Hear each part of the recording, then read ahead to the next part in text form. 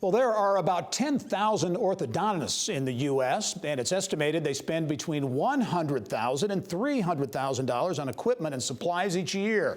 Globally, the orthodontic supplies market, about a $3.4 billion sector, expected to grow to nearly $6 billion by 2023. And an Indianapolis orthodontist has launched what is possibly the world's first online marketplace for orthodontists. It is the subject of this month's Innovators with Dr. K. Dr. K, take it away. Well, thank you, Gary. Appreciate that. We always talk about finding a need in the marketplace of a stagnant industry, and this procurement for orthodontists was very stagnant, and they found a way to really innovate with it. So I wanted to welcome the Chief Operating Officer, Nick Wangler. Nick, welcome to the show. Thanks so much. It's great to have you here.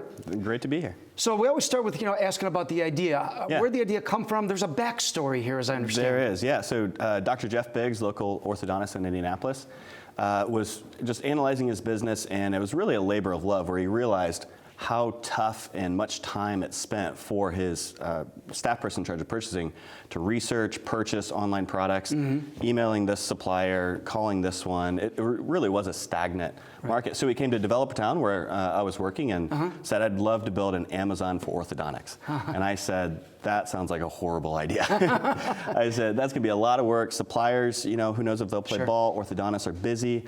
But he won me over. I started talking to suppliers, started talking to orthodontists, and both sides have challenges in this process that they wanted to get figured out.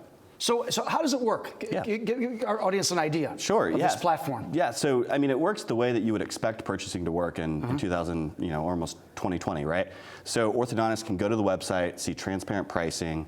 They can order from multiple suppliers just with a few clicks. And this is something that seems pretty easy, but is actually complicated given the number of products that are in the market. So as an orthodontist or the staff person buying, they can just go to the website, read reviews from other orthodontists, make purchases, and it all works exactly how you would hope. Yeah. And the potential market for this, as you look ahead, Nick? Yeah, well, as was mentioned, the market's growing. It's a multi-billion-dollar market already, and in the U.S. is growing rapidly. For us, it's great because we're just laser focused on making that process easier for orthodontists. Sure. And we want that to remain free for them. Yeah. And how do you make revenue yourselves? Sure. Yeah. Well, to stay in business, we take a commission on any order that's placed. So it's no different than for suppliers how they would handle like a salesperson making a commission. So for us, we just take a small piece of that transaction. Gotcha. And just like a lot of marketplace businesses, it makes it easy for both sides. Great. The challenges ahead? Yeah. What are some challenges you're facing? Sure. Well, as always, there's two sides of this market. So we need to have attractive, great products for orthodontists on the platform. So that's the supply side. Demand side with the orthodontists, we have to have a website that works, functions, and has the products that they want. So for us, the biggest challenge is getting suppliers who are maybe more of an old guard. They're used to hiding pricing, maybe not being quite as innovative in the way that they sell, to be more open. Luckily, here in Indiana, TP Orthodontics, G&H Orthodontics, two great orthodontic manufacturers and suppliers who are a part of the program. That's great. So it's really getting the ones that are maybe a little bit more old school in their thinking to open up. So those are your critical steps coming up, right? That's what you got to work on. That's right. That's fantastic.